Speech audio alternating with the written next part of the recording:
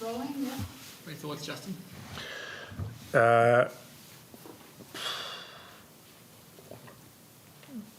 Thought stoppage was clearly an issue.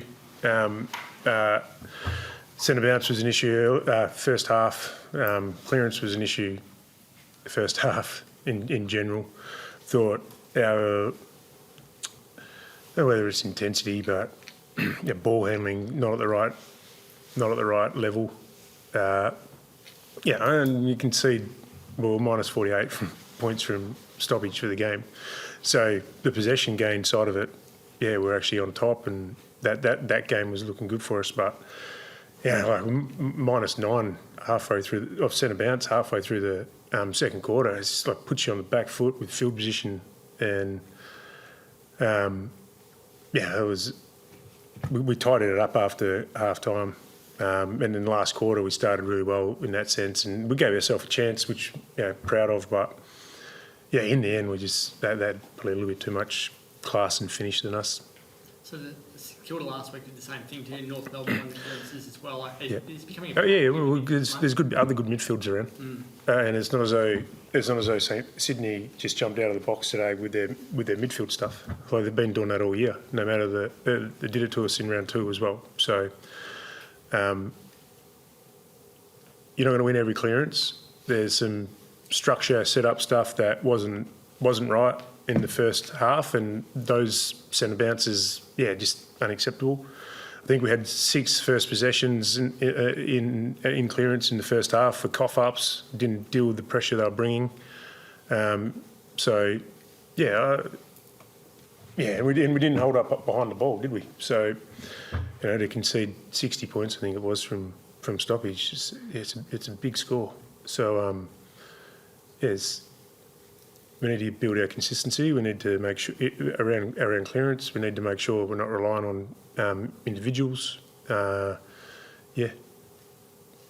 is the reliance on Brayshaw and Sarong specifically in the midfield? If teams shut them down, are you concerned now that you don't have another person to go to help you out there at the moment? We had the same team out there in the first half as the second half, and 1 clearance in the second half. So that's the answer. Caleb was still out there getting tagged in the second half. So we didn't rely on him in the second half, and we were plus 5 or 6 clearance in the second half. So same personnel. So no, I'm not concerned about that. We've obviously seen James Jordan previously go to Jordan Clark in that matchup. Were you surprised at all by the shift to Sarong? I think round 2, Jordan went to Sarong. So we scouted that. Caleb's obviously getting tagged more and more as his career develops. That was one of the tougher days he's had with it. Are there other options you can do to kind of bring him into the game elsewhere or whatever it might be? Yeah, we've got to explore that, absolutely. Yeah, we put him forward third quarter, kicked the goal. A little bit more influence in the second half. We think he can have influence as a forward. We'd rather not do it, but try and change things up in the midfield a little bit. We went to that. We'll keep exploring those things. As you said, he's getting more and more attention, and teams are sitting tighter and tighter on him, so we'll keep helping him through that.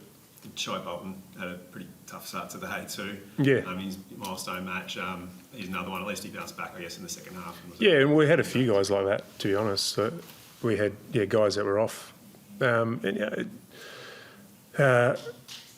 Your involvement's not always going to be there in terms of kicks, marks, handballs, but we've got to make sure that we're really consistent with our structures and really consistent with our intent. And I thought we had a few guys off in that area in the first half, but Bolts, get back to Bolts. So he bounced back, and he's one guy that did give us a bit of life, especially at centre bounce and around clearance, and that's why I don't think we necessarily are relying on Caleb and Andy, because we've got him and I thought Jono and Raz and Wagner, they all had a look through there and had their moments.